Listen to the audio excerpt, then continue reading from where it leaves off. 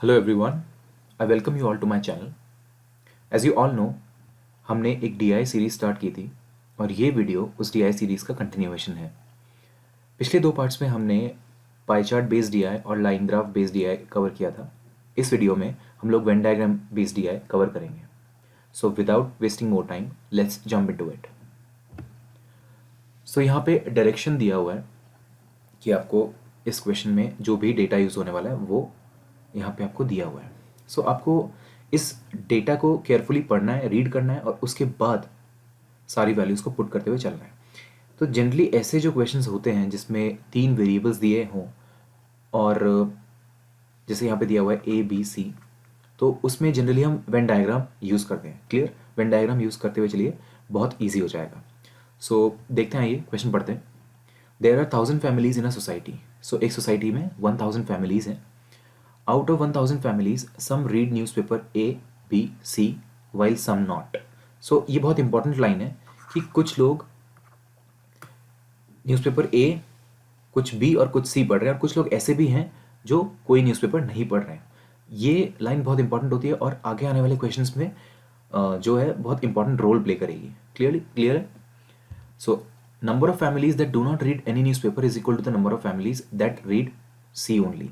Okay, तो हम अभी स्क्रिबल करना चालू कर देते हैं। ठीक है, तो as soon as you read this data तो आपको एक चीज़ पता चल रही है कि ये वेन डायग्राम है, क्योंकि वहाँ पे हेडिंग तो नहीं लिख के देगा आपको एग्जाम में कि ये वेन डायग्राम है। क्लियर?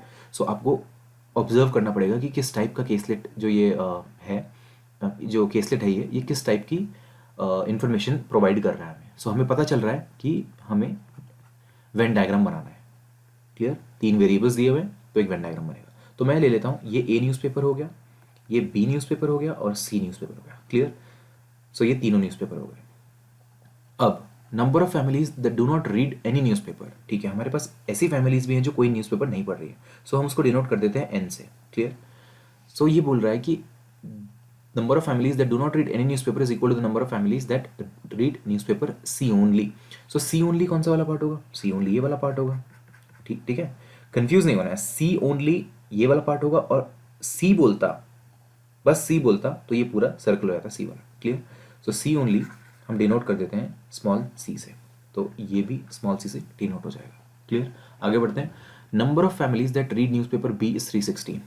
ओके, सो यहाँ पे बी बोल रहा है। अब देखो, ओनली जब बोला था तो सिर्फ हमने ये वाला पोर्शन कंसिडर किया था। यहाँ पे क्या बोल रहा है? Number of families that read B, newspaper B पढ़ने वाले कितने लोग हैं? 360। तो ये पूरा का पूरा कितना आ जाएगा? 360। क्लियर? ये पूरा सर्कल कितना है? 360। ठीक है, आगे बढ़ते हैं। Ratio of number of families that read newspaper A and B only to the number of families that read B and C only is 2:3। अच्छा, यहाँ पे बहुत ज़्यादा कंफ्यूजन हो जाती है। बच्चे क्या करते हैं, सोचते हैं ए एंड बी ओनली तो मतलब ये वाला पोर्शन प्लस ये वाला पोर्शन। करेक्ट? यही सेंस देता है ये वन गो में। तो यहां कंफ्यूज नहीं होना है। ए एंड बी ओनली का मतलब होता है, एंड डिनोट करता है आपका इंटरसेक्शन। आई होप आप लोग इस टर्म से फेमिलियर होंगे। इंटरसेक्शन दैट मीन्स ए और बी का कॉमन एरिया। तो ए और बी का कॉमन एरिया क्या है? ए और बी का कॉमन एरिया ये वाला है। क्लियर? बट हमें बोल रहा है A and B only, that means उस कॉमन एरिया में सी इंक्लूडेड नहीं होना चाहिए। सो उस किस इसमें किस पोर्शन में सी इंक्लूडेड नहीं है? इस वाले में। सो ए एंड बी ओनली कौन सा पोर्शन हो जाएगा? ये वाला। ठीक है, तो इस पोर्शन के बारे में बात हो रही है। I hope I made this clear. तो ये जो रेशियो दिया है A and B only, so A and B only is 2x and B and C only ये वाला रीजन हो जाएगा, so it is 3x। Clear? मैंने एक वेरिएबल ले लिया 2x 3x। ओके, आगे बढ़ते हैं। Number of families that read newspaper A and C both is half the number of families that read newspaper C only. Again C only ये वाला portion होगा सिर्फ, और A and C both. So A and C both बोला है। Okay, तो ए and C both में ये वाला पार्ट आ जाएगा पूरा। क्लियर? तो मैं एक काम करता हूँ, इसको डिनोट कर देता हूँ यहाँ से। तो ये वाला पार्ट पूरा c/2 है। ठीक है, ये वाला पोर्शन जो है, ये वाला एरिया ये c/2 है। Clear? Now, next, number of families that read newspaper A only is 50% more than the number of families that read newspaper B only. Okay, इस डेटा का हम लोग यूज करेंगे कि ये बोल रहा है ये वाला जो पोर्शन है ये 50% ज़्यादा है, ये वाला portion is 50% more then this portion. Clear? तो इस डेटा का भी हम लोग यूज करते हैं। क्लियर? फिर नेक्स्ट क्या बोल रहे हैं, number of families that read all the newspaper is 4% of the total number of families in the society. Okay, so जो तीनों न्यूज़पेपर पढ़ रहे हैं वो कौन है, ये लोग हैं। सो तीनों न्यूज़पेपर पढ़ने वाले ये लोग हैं, और ये लोग कितने हैं, टोटल का 4%। तो 4% ऑफ 1000 इज 40। सो ये लोग कितने हैं, 40 हैं। Clear? Okay, next, number of families that read newspaper B only is the same as the number of families that read newspaper B and C only. So B and C only क्या है, 3x। तो ये भी कितना हो जाएगा, 3x। मतलब B only भी कितना हो जाएगा, 3x। इतनी चीज़ क्लियर है? अब देखो, हम एक ऐसे पॉइंट पे आ चुके हैं जहाँ पे हमारे पास एक ऐसा सर्कल है, दैट मीन्स बी वाला, जिसकी वैल्यू में 360 दे रखी है और यहाँ पे 3 वेरिएबल हैं। तो हम इजीली x की वैल्यू फाइंड आउट कर सकते हैं। देखो कैसे, 2x plus 3x plus 3x gives me 8x। 8x plus 40 हमें कितना दिया हुआ है, 360। सो मुझे पता है x की value will be 320 over 8 which is 40।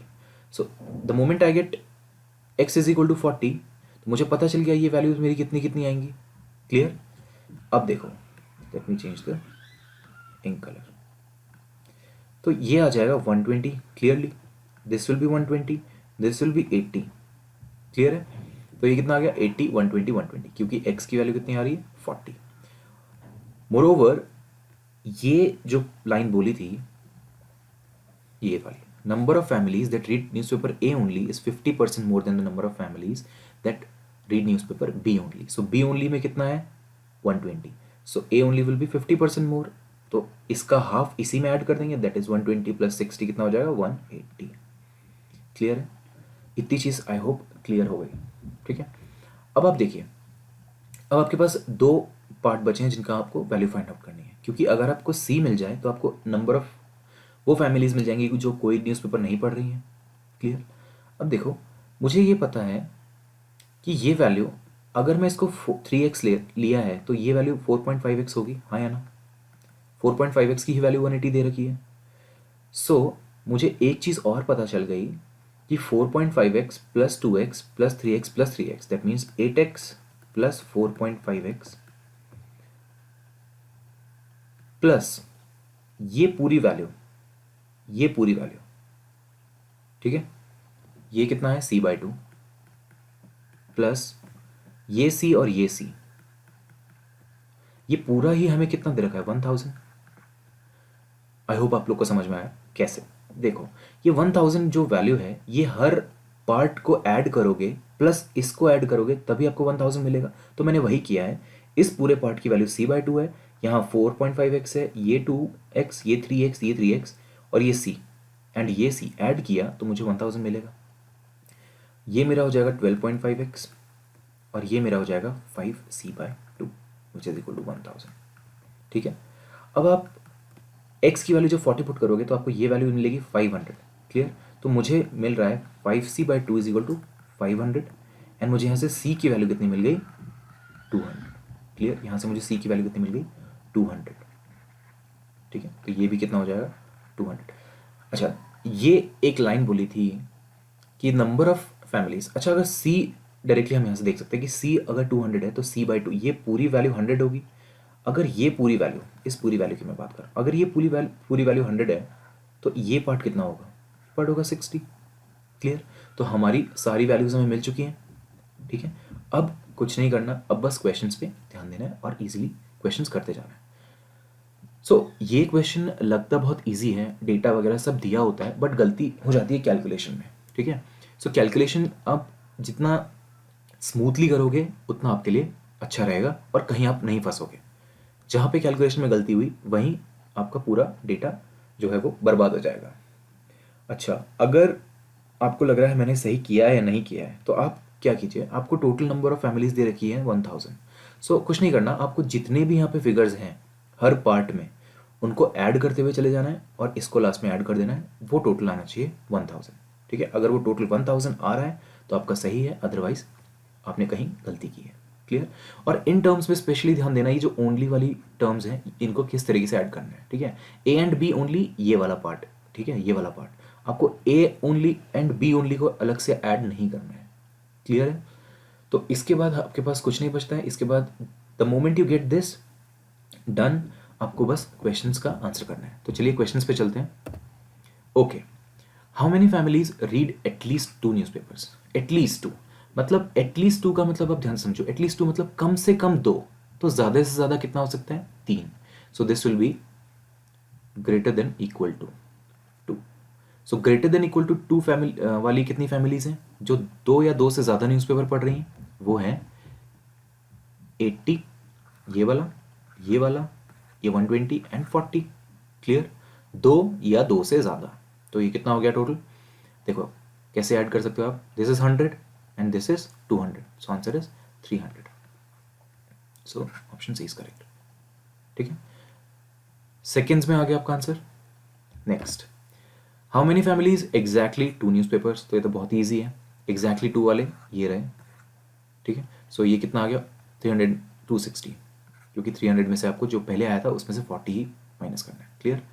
Moving on to the next one, how many families read at most 2 newspapers? At most 2। अच्छा, एटलीस्ट 2 का मैंने क्या बताया था? Greater than equal to. तो एट मोस्ट, देखो एटलीस्ट ध्यान रखना कि एटलीस्ट वाले में ग्रेटर देन इक्वल टू होगा और एट मोस्ट वाले में लेस देन इक्वल टू 2 होगा। ठीक है, कैसे? एट मोस्ट मतलब ज्यादा से ज्यादा 2, लेकिन कम से कम 1 भी नहीं। क्लियर? कम से कम 1 नहीं, कम से कम 1 भी नहीं, 0, क्योंकि हमारे पास ये वाली कंडीशन भी है। इसीलिए मैंने सबसे पहले जब क्वेश्चन स्टार्ट किया था तो मैंने आपको बताया था कि ये वाली कंडीशन बहुत ईजी होती है, सम नॉट वाली, जो कुछ नहीं पढ़ रहे हैं वो भी हैं।